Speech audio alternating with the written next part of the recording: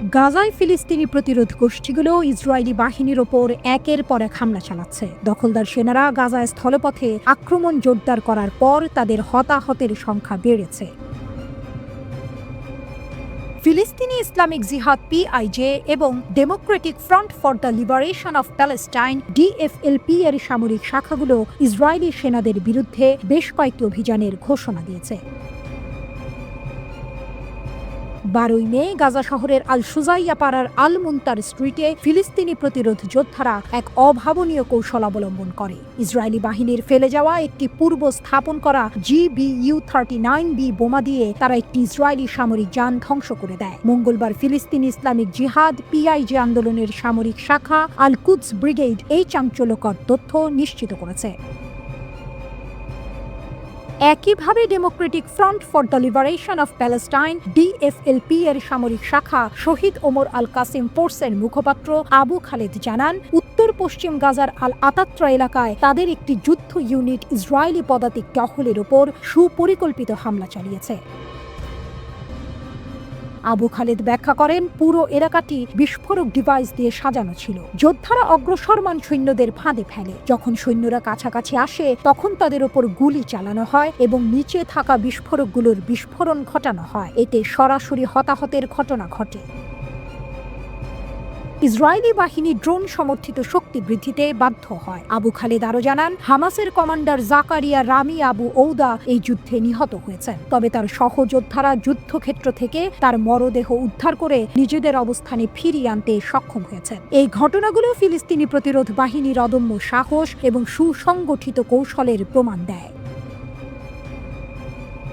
Israeli দখলদার সেনাবাহিনী উত্তর গাজায় চলমান সংঘর্ষে তাদের এক সৈন্যের মৃত্যুর কথা স্বীকার করেছে। নিহত ওই সেনার নাম ইউসুফ ইয়েহুদা হিরা, যিনি 601তম ইঞ্জিনিয়ারিং ব্যাটালিয়নের সদস্য ছিলেন। এর মধ্য দিয়ে 2023 সালের 7 অক্টোবর যুদ্ধ শুরু হওয়ার পর থেকে নিহত ইসরায়েলি সৈন্যের মোট সংখ্যা দাঁড়িয়েছে 857 জনে। একই এলাকায় হামাসের সামরিক শাখা আল কাসাম ব্রিগেড উত্তর গাজা উপত্যকার বেইত লাহিয়ার পশ্চিমে আল আতাত্রা এলাকায় ইসরায়েলি দখলদার বাহিনীর বিরুদ্ধে একটি সমন্বিত অতর্কিত হামলার ঘোষণা দিয়েছে। আল কাসাম ব্রিগেডের বিবৃতি অনুসারে 3টি সামরিক যানে 2টি সাওয়াজ বিস্ফোরক ডিভাইস এবং একটি ট্যান্ডেম শেল নিক্ষেপ করা হয়। এরপর আরও একটি ইসরায়েলি বাহিনীর সঙ্গে সরাসরি সংঘর্ষ হয়। ব্রিগেড নিশ্চিত করেছে যে এই অভিযানের ফলে দখলদার বাহিনীর বহু সদস্য নিহত ও আহত হয়েছেন। হতাহতদের সরিয়ে নেওয়ার জন্য ইসরায়েলি সামরিক হেলিকপ্টারগুলোকে ঘটনাস্থলে নামতে দেখা গেছে। এই ঘটনাগুলো ইসরায়েলি বাহিনীর জন্য অপ্রত্যাশিত চ্যালেঞ্জ তৈরি করছে। প্রায় 1.5 সপ্তাহ আগে ফিলিস্তিনি প্রতিরোধ বাহিনীর পৃথক অভিযানে আরও ইসরায়েলি সৈন্য নিহত হয়েছিল বলে জানা গেছে। ইসরায়েলি পাবলিক ব্রডকাস্টিং কর্পোরেশনের তথ্য অনুযায়ী দক্ষিণ গাজা উপত্যকার রাফাহের আল জানিনা পাড়ায় সংঘর্ষের সময় একজন সৈন্য নিহত হন।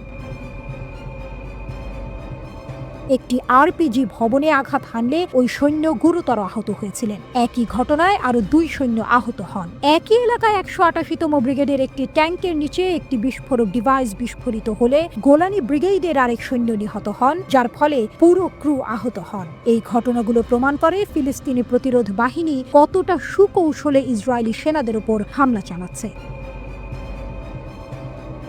এছাড়াও গাজা সীমান্তের নাহালোজের কাছে এক অপারেশনাল ট্রাফিক দুর্ঘটনায় একজন রিজার্ভ সার্জেন্ট 1ম শ্রেণীর সদস্য নিহত হয়েছেন। ইঞ্জিনিয়ারিং মিশনের সময় একটি ট্রাকের ধাক্কায় ওই সৈনিক নিহত হয়েছেন বলে জানা গেছে। সঠিক পরিস্থিতি এখনও তদন্তাধীন। ফিলিস্তিনি প্রতিরোধ গোষ্ঠীগুলো গাজা উপত্যকা জুড়ে দখলদার বাহিনীর বিরুদ্ধে অতর্কিত হামলা এবং লক্ষ্যবস্তু অভিযান চালিয়ে যাচ্ছে। এর ফলে ইসরায়েলি বাহিনীর ক্ষয়ক্ষতি বেড়েই চলেছে, যা গাজার চলমান সংঘাতকে আরও জটিল করে তুলছে। সামনের দিনগুলোতে পরিস্থিতি কোন দিকে মোড় নেয় তা বলা মুশকিল।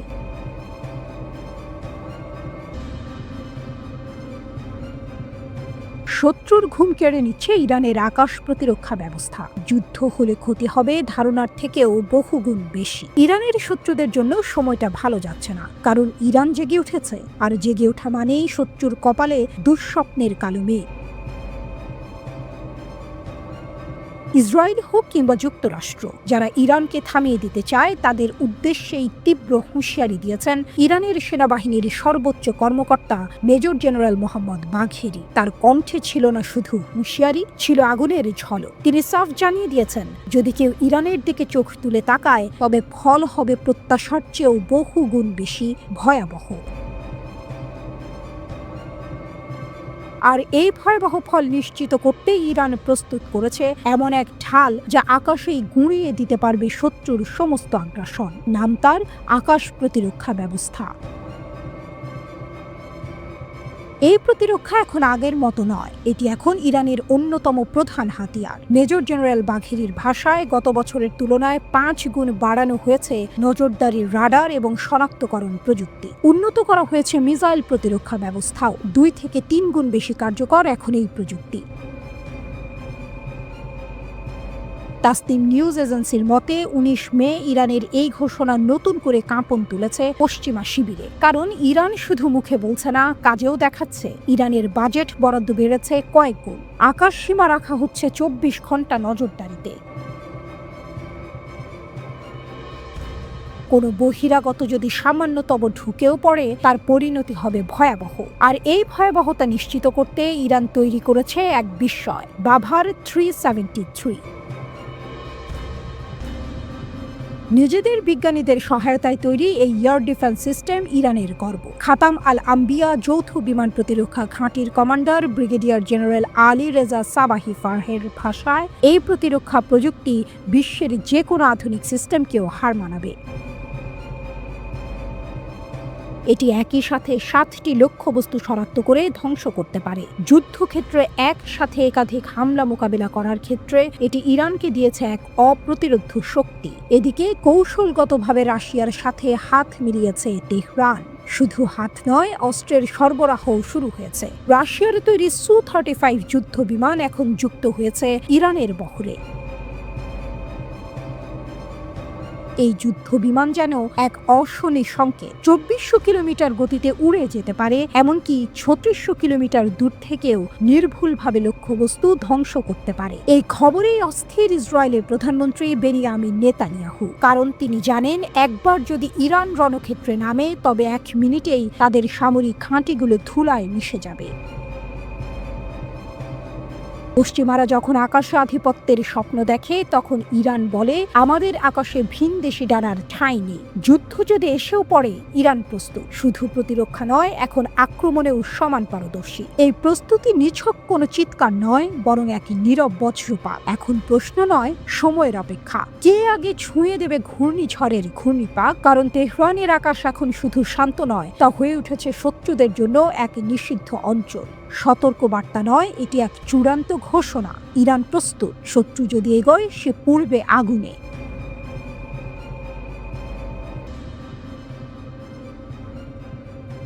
আকাশের বুকে এক নতুন আতঙ্ক। চীন তৈরি করছে এমন এক ড্রোন মাদারশিপ যা যুদ্ধক্ষেত্রের ধারণা বদলে দিতে পারে। একসঙ্গে 100টি কামিকাজে ড্রোন নিয়ে উঠতে সক্ষম জিউটান নামের এই যান সামরিক সক্ষমতায় এক নতুন দিগন্ত উন্মোচন করছে। সামরিক পর্যবেক্ষকদের মতে এটি ড্রোন যুদ্ধ প্রযুক্তিতে এক বিশাল লাভ। রহস্যময় জিউটান, 100 ড্রোনের জন্ম। সানশি অ্যানম্যান্ড ইকুইপমেন্ট টেকনোলজি দ্বারা তৈরি জিউটান, যার অর্থ উচ্চ আকাশ, চীনা বিমান বাহিনীর কার্যক্ষমতাকে আরও বাড়ানোর জন্য ডিজাইন করা হয়েছে। চীনের রাষ্ট্রীয় গণমাধ্যম জানিয়েছে, জিউটানের 4র্থ প্রোটোটাইপের কাঠামো তৈরি শেষ হয়েছে এবং এটি এখন পরীক্ষা এবং ইনস্টলেশন পর্যায়ে রয়েছে। ধারণা করা হচ্ছে আগামী মাসেই এর প্রথম উড্ডয়ন শুরু হবে। গত নভেম্বরে ঝুহাই এয়ার শোতে প্রথম উন্মোচিত হয় এই জিউটান। 25 মিটার ডানার বিস্তার, 12 ঘন্টার উড্ডয়ন ক্ষমতা এবং 7000 কিলোমিটার পর্যন্ত পাল্লা এটিকে এক অদম্য শক্তি দিয়েছে। 16 টন ওজনের এই ড্রোন মাদারশিপ নজরদারি সরঞ্জাম, যুদ্ধাস্ত্র বা এমনকি মনুষ্যবিহীন আকাশযান সহ 6 টন পর্যন্ত প্যালোড বহন করতে পারে। তবে এর সবচেয়ে চমকপ্রদ ক্ষমতা হলো উড্ডয়নের মাঝপথেই একসঙ্গে শত শত ড্রোন মোতায়েন করার ক্ষমতা। রাষ্ট্র প্রকাশিত ভিডিও ফুটেজে দেখা গেছে কিভাবে এটি শত শত ড্রোনকে একযোগে উন্মোচন করতে পারে, যা শত্রুর বিমান প্রতিরক্ষা ব্যবস্থাকে সহজেই পরাস্ত করতে সক্ষম। এই ঝাঁক আক্রমণ কৌশল আধুনিক যুদ্ধক্ষেত্রের জন্য এক নতুন চ্যালেঞ্জ। ড্রোন ঝাঁকের কৌশলগত সুবিধা। তাইওয়ান প্রণালীর দিকে চীনের চোখ। ড্রোন ঝাঁক নজরদারি, গোয়েন্দা তথ্য সংগ্রহ এবং রিয়েল টাইম পুনরুদ্ধারে অসাধারণ কৌশলগত সুবিধা দেয়, বিশেষ করে তাইওয়ান প্রণালীর মতো বিতর্কিত অঞ্চলে। বিশ্লেষকরা মনে করছেন ভবিষ্যতে চীন ও তাইওয়ানের মধ্যে কোনো সংঘাত দেখা দিলে এই ক্ষমতা কেন্দ্রীয় ভূমিকা পালন করতে পারে। কেবল ড্রোন উৎক্ষেপণই নয়, জিউটান ক্রুজ ক্ষেপণাস্ত্র এবং PL-12E এর মতো আকাশ থেকে আকাশে নিক্ষেপযোগ্য অস্ত্র দিয়েও সজ্জিত হতে পারে, যা এর আক্রমণাত্মক সম্ভাবনাকে আরও বাড়িয়ে তোলে। উচ্চতায় কাজ করার ক্ষমতা এটিকে রাডার শনাক্তকরণ এবং অনেক স্থলভিত্তিক বিমান প্রতিরক্ষা ব্যবস্থার নাগালের বাইরে রাখে। এটি জিউটানকে উচ্চ বেঁচে থাকার ক্ষমতা সম্পন্ন আকাশ অস্ত্র প্ল্যাটফর্মের এক নতুন শ্রেণীতে স্থান দিয়েছে। চীন দ্রুত দীর্ঘপাল্লার এবং কৌশলগত অভিযানে সক্ষম ড্রোনের একটি বিশাল বহর তৈরি করেছে। এর আগে তারা দক্ষিণ চীন সাগরের বিতর্কিত অঞ্চল এবং তাইওয়ানের কাছাকাছি WZ-7 এবং TB-001 স্করপিয়ন ড্রোনের মতো মডেল মোতায়েন করেছে। এই উন্নয়নগুলো বেইজিংয়ের মনুষ্যবিহীন যুদ্ধে মার্কিন আধিপত্যের প্রতিদ্বন্দ্বিতা করার আকাঙ্ক্ষাকে প্রতিফলিত করে, বিশেষ করে RQ-4 গ্লোবাল হক এবং MQ-9 রিপারের মতো প্ল্যাটফর্মের বিরুদ্ধে। তবে তার আমেরিকান প্রতিপক্ষের বিপরীতে জিউটানের ঝাঁক মোতায়েন করার ক্ষমতা এটিকে এক ভিন্ন উচ্চতায় নিয়ে গেছে। গ্লোবাল হক বা রিপার কারোরই একসঙ্গে শত শত ড্রোন উৎক্ষেপণের ক্ষমতা নেই, যা চীনের নতুন UAV ক্যারিয়ারকে একটি গুরুত্বপূর্ণ কৌশলগত সম্পদ করে তুলেছে। আধুনিক যুদ্ধের নতুন সংজ্ঞা। ইউক্রেনের রাশিয়ান সাজোয়াজানের ওপর FPV ড্রোনের হামলা থেকে শুরু করে শত্রু অঞ্চলের গভীরে দূরপাল্লার আঘাত পর্যন্ত আধুনিক সামরিক কৌশলকে নতুন রূপ দিয়েছে ড্রোন। জিউটানের উন্মোচন চীনের আকাশপথে যুদ্ধের অত্যাধুনিক প্রান্তে থাকার অভিপ্রায়কে আরও স্পষ্ট করে তোলে। এটি কেবল একটি নতুন ড্রোন নয়, এটি ভবিষ্যতের যুদ্ধের এক নতুন আভাস।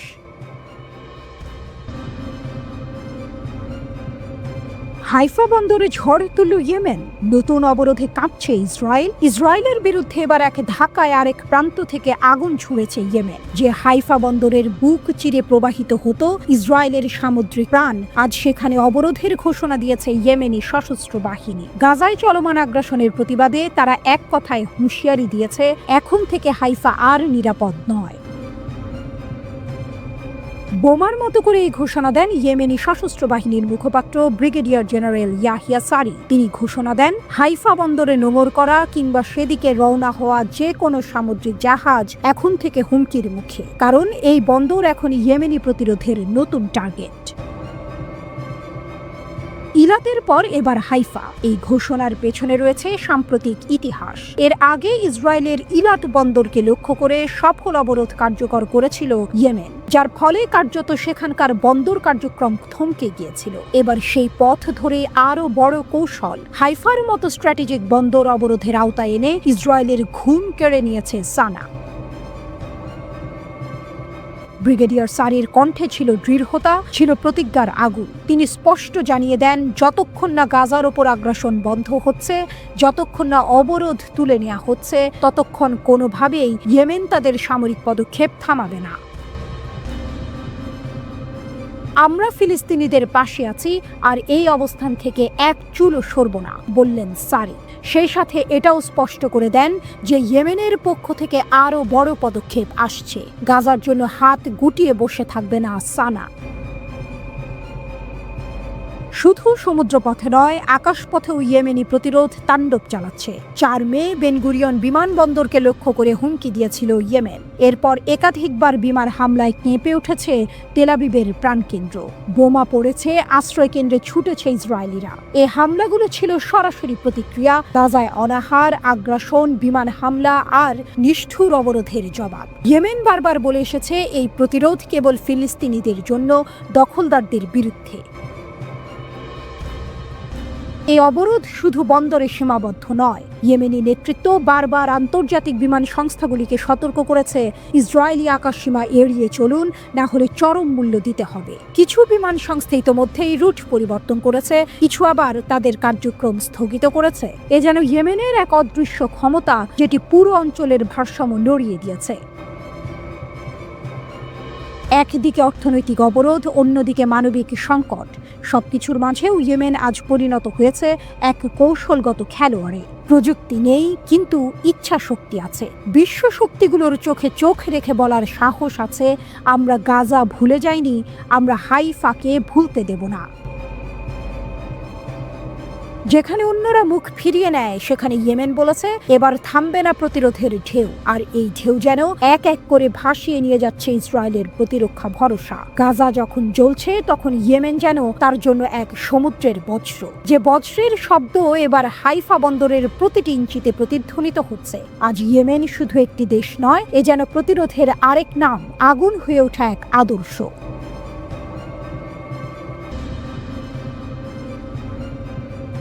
ইসরায়েলি বিমানবন্দরে ফ্লাইট চালু করলে হবে ভয়াবহ পরিণতি, ইয়েমেনের সশস্ত্র বাহিনীর হুঁশিয়ারি। আকাশে ওড়ার আগে 10 বার ভাবতে হবে ইসরায়েলিদের, কারণ ইসরায়েলের আকাশও এখন ইয়েমেনের সশস্ত্র বাহিনীর দখলে। বিস্মিত বিশ্ব যখন গাজার ধ্বংসস্তূপের দিকে তাকিয়ে, ইয়েমেনিরা তখন আকাশ সমুদ্র জুড়ে ইসরায়েলকে টার্গেট করছে নিখুঁত প্রতিশোধে। ইসরায়েলি বেন গুরিয়ন আন্তর্জাতিক বিমানবন্দর, যেখানে একসময় ছিল ভ্রমণের গন্তব্য, এখন তা হয়ে উঠছে ইয়েমেনের সশস্ত্র বাহিনীর ক্ষেপণাস্ত্র ও ড্রোনের নিশানা। ইয়েমেনের শীর্ষস্থানীয় এক কর্মকর্তা জানিয়েছেন, আন্তর্জাতিক বিমান সংস্থাগুলি যদি সেখানে আবার ফ্লাইট চালু করে, তবে তাদের গন্তব্য হয়তো আকাশেই থেমে যেতে পারে। লেবাননের আল মায়াদিন নিউজকে দেয়া এক সাক্ষাৎকারে এই হুঁশিয়ারির কথা জানানো হয়। ওই কর্মকর্তা নাম প্রকাশ না করে বলেন, যেসব কোম্পানি এখনো বেন গুরিয়নে ফ্লাইট চালু করার কথা ভাবছে, তাদের উচিত গন্তব্য বদলানো। ইয়েমেনি সশস্ত্র বাহিনীর সতর্কতার প্রতি গুরুত্ব না দিলে তার ফলাফল হতে পারে ধ্বংসাত্মক। তিনি স্পষ্ট করে জানিয়েছেন, এটা কেবল একটি বার্তা নয়, এটা একটা বাধ্যতামূলক বাস্তবতা। ইয়েমেনিরা এখন ইসরায়েলের দখলকৃত ভূমিতে এক বিমান অবরোধ আরোপে দৃঢ় প্রতিজ্ঞ। টার্গেট শুধু বেন গুরিয়ন নয়, পুরো দখলদার অঞ্চল। সূত্র জানায়, ইসরায়েলের বিরুদ্ধে ইয়েমেনের সশস্ত্র বাহিনীর ক্ষেপণাস্ত্র ও ড্রোন আক্রমণ চলছে নিয়মিত এবং ক্রমবর্ধমান তীব্রতায়। তা কোনো দুর্ঘটনা নয়, এটি একটি সুনির্দিষ্ট কৌশলগত প্রতিশোধ। এই হুঙ্কারে যুক্ত হয়েছে ইয়েমেনের উপতথ্যমন্ত্রী নাসরুদ্দিন আমিরের হুঁশিয়ারি। একদিন আগেই তিনি ঘোষণা দেন, পরবর্তী কয়েক ঘন্টার মধ্যেই আমরা বেন গুরিয়ন ও অন্যান্য বিমানবন্দরগুলোকে টার্গেট করব। তিনি আরো বলেন, যতক্ষণ গাজায় গণহত্যা চলবে, যতক্ষণ ইয়েমেনের বিরুদ্ধে আগ্রাসন থামবে না, ততক্ষণ আমাদের প্রতিরোধ থামবে না। আমরা শুধু শব্দে নয়, বাস্তবে আঘাতে বিশ্বাসী। বিশ্ব যখন মনস্তাত্ত্বিক যুদ্ধ আর কূটনীতির ছায়ায় হেঁটে যাচ্ছে, ইয়েমেনের সশস্ত্র বাহিনী তখন উড়িয়ে দিচ্ছে এই সব ছায়া। আমাদের মনোবলকে ভাঙা যাবে না, হুমকি দিয়ে থামানো যাবে না, আমরা লড়াই চালিয়ে যাব, একথা বারবার বলছে ইয়েমেনি সশস্ত্র বাহিনী। তারা হুঁশিয়ারি দিয়েছেন, বেন গুরিয়নে যেসব বিমান আছে সেগুলো যেন অবিলম্বে সরে পড়ে। বিশেষত বিদেশিদের নিরাপত্তার খাতিরে এখনই দেশত্যাগের পরামর্শ দিয়েছেন। গাজায় যখন ইসরায়েলি বোমা, ইয়েমেনে তখন কৌশলগত সমুদ্র অবরোধ। শুধু আকাশে নয়, লোহিত সাগর ও বাব আল মানদেব চ্যানেল জুড়ে সামরিক নৌ অবরোধ চালিয়ে যাচ্ছে, যেন ইসরায়েলে পৌঁছাতে না পারে কোনো অস্ত্র, কোনো রসদ।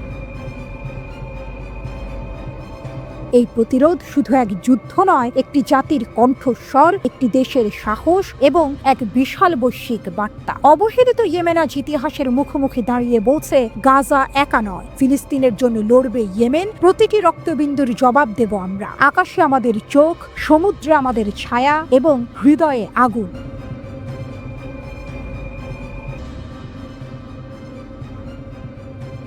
আবারও কেঁপে উঠল ইসরায়েলের আকাশ, যেন কোনো দুঃস্বপ্নের পুনরাবৃত্তি।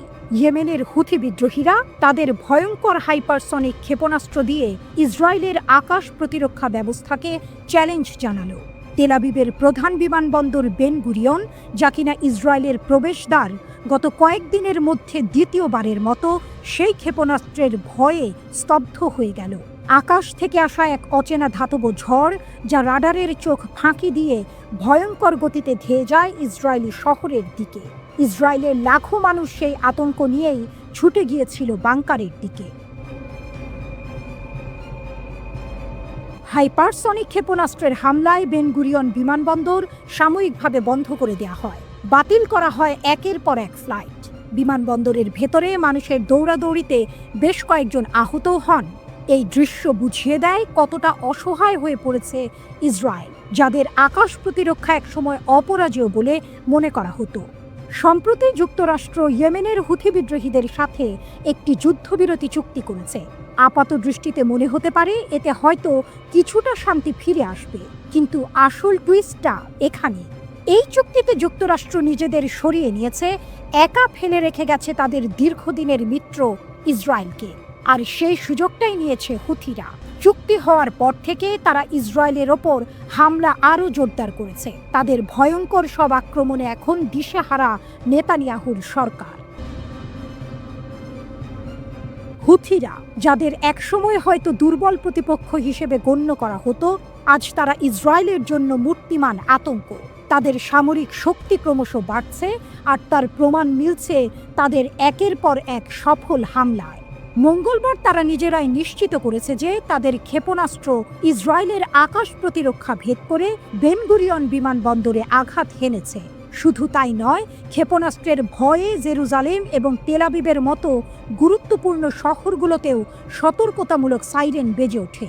সাধারণ মানুষ ভয়ে দিশেহারা হয়ে আশ্রয় কেন্দ্রের দিকে ছুটে যায়। কয়েকদিনের মধ্যে ইসরায়েলের সবচেয়ে গুরুত্বপূর্ণ বিমানবন্দরে এটা দ্বিতীয় হামলা। প্রথম হামলার ব্যাপক ক্ষয়ক্ষতির পর থেকেই অনেক বিদেশি বিমান সংস্থা ইসরায়েলে তাদের ফ্লাইট বাতিল করে দিয়েছে। প্রশ্ন হলো, কিভাবে হুথিরা ইসরায়েলের আকাশ প্রতিরক্ষার মতো শক্তিশালী বলয় ভেদ করে একের পর এক হামলা চালাচ্ছে? এটা কি ইসরায়েলের প্রতিরক্ষা ব্যবস্থার দুর্বলতা, নাকি হুথিদের অত্যাধুনিক অস্ত্রের অভাবনীয় ক্ষমতা?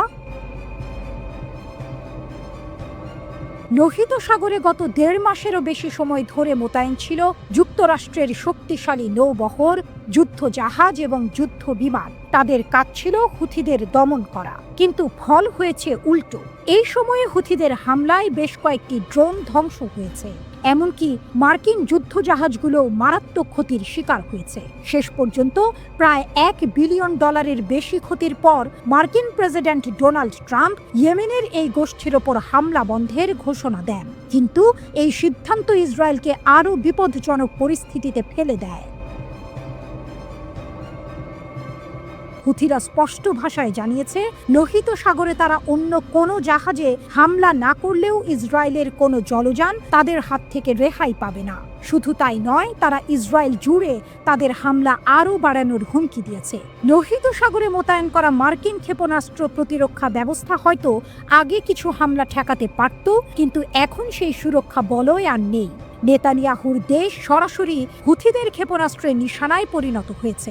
গাজায় ইসরায়েলের দীর্ঘদিনের কার্যকলাপের বিরুদ্ধে গত 17 মাসে হুথিরা ইসরায়েলে 40টিরও বেশি ব্যালিস্টিক ক্ষেপণাস্ত্র হামলা চালিয়েছে, আর এখন যোগ হয়েছে হাইপারসনিক ক্ষেপণাস্ত্র এবং একের পর এক ড্রোন হামলা। হুথিদের এই ক্রমবর্ধমান শক্তি ইসরায়েলের জন্য এক গভীর উদ্বেগের কারণ হয়ে দাঁড়িয়েছে। তারা প্রমাণ করেছে শুধু সংখ্যা বা আধুনিক অস্ত্র নয়, একটি সুসংগঠিত এবং দৃঢ় প্রতিজ্ঞ গোষ্ঠী যে কোনো শক্তিশালী প্রতিপক্ষের বিরুদ্ধেও রুখে দাঁড়াতে পারে।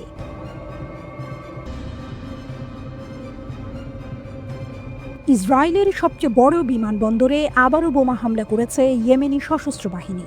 তারা দাবি করেছে যে বেন গুরিয়ন বিমানবন্দরে ক্ষেপণাস্ত্র হামলা চালিয়েছে। গত 2 সপ্তাহের মধ্যে এটি বিমানবন্দরটিতে তাদের দ্বিতীয় আক্রমণ। ইয়েমেনি সশস্ত্র বাহিনী আরও জানিয়েছে, শনিবার রাতে তারা বেন গুরিয়ন বিমানবন্দরে 2টি ব্যালিস্টিক ক্ষেপণাস্ত্র ছুড়েছে। ইসরায়েলের প্রতিরক্ষা বাহিনী IDF জানিয়েছে তাদের আকাশ প্রতিরক্ষা ব্যবস্থা ইসরায়েলের দিকে আসা একটি ব্যালিস্টিক ক্ষেপণাস্ত্র সফলভাবে ধ্বংস করেছে। এই ক্ষেপণাস্ত্র হামলার পর ইসরায়েল জুড়ে বিপদ সংকেত শোনা যায়, যার ফলে লোকজন নিরাপদে আশ্রয় নিতে বাধ্য হয়। গত 7 দিনে বেন গুরিয়ন বিমানবন্দরে এটি ইয়েমেনি সশস্ত্র বাহিনীর দ্বিতীয় এবং গত 1 মাসে তৃতীয় হামলা। এর আগে 14 মে ইয়েমেনিরা একই বিমানবন্দরে ক্ষেপণাস্ত্র ছুড়েছিল এবং বিশ্বব্যাপী বিমান সংস্থাগুলোকে তাদের কার্যক্রম বন্ধ করার হুঁশিয়ারি দিয়েছিল। 4 মে তারিখে তাদের একটি ক্ষেপণাস্ত্র বেন গুরিয়ন বিমানবন্দরের প্রধান টার্মিনালের কাছে আঘাত হানে। ইয়েমেনি সশস্ত্র বাহিনী এই হামলার কারণ হিসেবে উল্লেখ করেছে, নিপীড়িত ফিলিস্তিনি জনগণ এবং গাজা উপত্যকায় আমাদের ভাইদের বিরুদ্ধে শত্রুদের গণহত্যা প্রতিহত করতেই এই হামলা। তারা আরও দাবি করেছে ইয়েমেনি সশস্ত্র বাহিনীর ক্ষেপণাস্ত্র শাখা একটি উন্নত সামরিক অভিযান চালিয়েছে। এই অভিযানে ইসরায়েলের দখলকৃত জাফা অঞ্চলের বেন গুরিয়ন বিমানবন্দরে একটি হাইপারসনিক ব্যালিস্টিক ক্ষেপণাস্ত্র দিয়ে আঘাত হানা হয়েছে। ক্ষেপণাস্ত্রটি সফলভাবে তার লক্ষ্যে পৌঁছেছে। হুথিদের এই ক্ষেপণাস্ত্র হামলার কারণে বিমানবন্দরে বিমান চলাচল ও যাত্রী পরিবহন কিছু সময়ের জন্য বন্ধ ছিল। ইসরায়েলি সেনাবাহিনী জানিয়েছে, গাজা যুদ্ধ শুরুর পর এই প্রথম কোনো ক্ষেপণাস্ত্র বিমানবন্দরে আঘাত হানল। এই হামলার প্রতিক্রিয়ায় ইসরায়েল ইয়েমেনের লোহিত সাগর উপকূলবর্তী প্রদেশ হোদেইদাতে ইয়েমেনি সশস্ত্র বাহিনীকে লক্ষ্য করে হামলা চালিয়েছে। ইরান সমর্থিত ইয়েমেনি সশস্ত্র বাহিনী জানিয়েছে, হোদেইদা বন্দরে অন্তত 6টি বোমা হামলা হয়েছে, যাতে একজন নিহত ও 35 জন আহত হয়েছে। 2023 সালের 7 অক্টোবর গাজায় যুদ্ধ শুরু হওয়ার পর থেকে ইয়েমেনি সশস্ত্র বাহিনী ইসরায়েলকে লক্ষ্য করে হামলা চালিয়ে আসছে। ইসরায়েল দাবি করেছে যে ইয়েমেনি এই গোষ্ঠীর ছোড়া বেশিরভাগ ক্ষেপণাস্ত্র তারা ভূপাতিত করতে সক্ষম হয়েছে। অন্যদিকে ইয়েমেন থেকে ছোড়া ক্ষেপণাস্ত্রের কারণে ইসরায়েলের প্রধান বিমানবন্দর বেন গুরিয়ন আন্তর্জাতিক বিমানবন্দরে উড়োজাহাজের ওঠানামা সাময়িকভাবে বন্ধ করে দেওয়া হয়েছে বলে ইসরায়েলের সম্প্রচার মাধ্যম চ্যানেল 12 জানিয়েছে। এটি ইসরায়েলের প্রধান ও ব্যস্ততম আন্তর্জাতিক বিমানবন্দর। ইসরায়েলের সামরিক বাহিনী জানিয়েছে, ইয়েমেন থেকে ছোড়া একটি ক্ষেপণাস্ত্র তারা ভূপাতিত করেছে। ইয়েমেন থেকে ক্ষেপণাস্ত্র ছোড়ার ফলে ইসরায়েলের মধ্যাঞ্চলে সতর্কতামূলক সাইরেন বাজানো হয়। চ্যানেল 12 ইসরায়েলি সামরিক বাহিনীর বরাত দিয়ে আরও জানিয়েছে, ইয়েমেন থেকে ইসরায়েলের দিকে আরেকটি ক্ষেপণাস্ত্র ছোড়ার চেষ্টা করা হয়েছিল, তবে সেটি সফল হয়নি। ইয়েমেনের ইরান সমর্থিত সশস্ত্র বাহিনী ইসরায়েলকে লক্ষ্য করে ক্ষেপণাস্ত্র নিক্ষেপ অব্যাহত রেখেছে।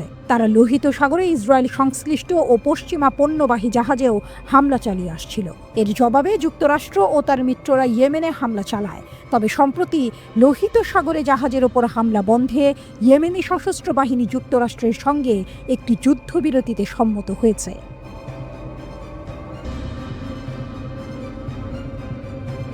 ইসরায়েল যতই আক্রমণ করে ইয়েমেনিরা ততই শক্তিশালী হয়। ইয়েমেনের সশস্ত্র বাহিনীকে দুর্বল করতে চায় ইসরায়েল, কিন্তু যত আঘাত করে ততই হুথিরা যেন শক্তির মুকুট পরে উঠে দাঁড়ায়। কারণ ইয়েমেনের যুদ্ধ শুধু গোলাবারুদের খেলা নয়, এটা মর্যাদা, সহ্য শক্তি আর ভুল বোঝাবুঝির ইতিহাস। শুক্রবারের হামলা ছিল চোখ ধাঁধানো।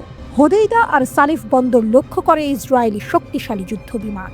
2000 কিলোমিটার পাড়ি দিয়ে তারা ইয়েমেনি লক্ষ্যবস্তুতে আঘাত হানে। মধ্যপ্রাচ্যে এমন দৃশ্য বিরল, কিন্তু একটা বড় সত্য আজও তারা বুঝতে পারেনি। ইয়েমেনের প্রতিটি বোমা, প্রতিটি আঘাত ইয়েমেনের সশস্ত্র বাহিনীকে আরও শক্তভাবে গেঁথে দেয়। গরিবের ঘরে আগুন দিলে সে পুড়ে মরে না, সে ছাইয়ের নিচে আগুন হয়ে ওঠে। ইসরায়েল মনে করে ইয়েমেনের সশস্ত্র বাহিনী তাদের জনগণের অর্থনৈতিক অবস্থার কথা ভাবে। তাই তারা ধরে নেয়, যদি বন্দর ধ্বংস করা যায়, অর্থনীতিকে চাপে ফেলা যায়, তাহলে তারা মাথা নত করবে। কিন্তু তারা জানে না, ইয়েমেনের সশস্ত্র বাহিনী কোনো অর্থনীতির উপর দাঁড়িয়ে নেই। ওদের জীবন যুদ্ধের, রক্তের, আত্মত্যাগের উপর দাঁড়ানো। তারা কংক্রিট কারখানা হারালে কাঁদে না, তারা ছায়া থেকে উঠে আসে। হুথিদের হারানোর কিছু নেই, এটাই তাদের সবচেয়ে বড় শক্তি। ইসরায়েল চায় ইয়েমেনে নৌ অবরোধ জারি করতে, কিন্তু তারা জানে না, ওমান আর ইয়েমেনি সরকারের অঞ্চল দিয়ে ইরান সবসময় অস্ত্র আর রসদ পাঠিয়ে দেয়। একটা পথ বন্ধ করলে আরেকটা খুলে যায়। এটা এমন এক শক্তি যাকে শুধু সামরিকভাবে ধ্বংস করা যায় না, কারণ তার হৃদয়টা লড়াইয়ের আগুনে পোড়া।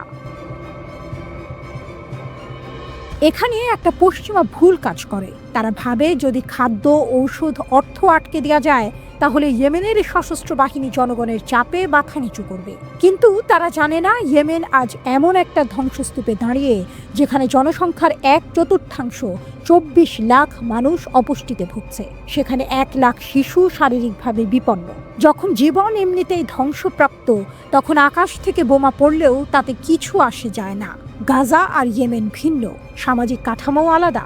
ইসরায়েল ভুল করে ভাবে, কিছু অর্থনৈতিক প্রণোদনা দিলেই শান্তি আসবে। যেমন কাতার থেকে গাজায় টাকা দিয়ে কেউ ভাবে যে শান্তি ফিরে আসবে।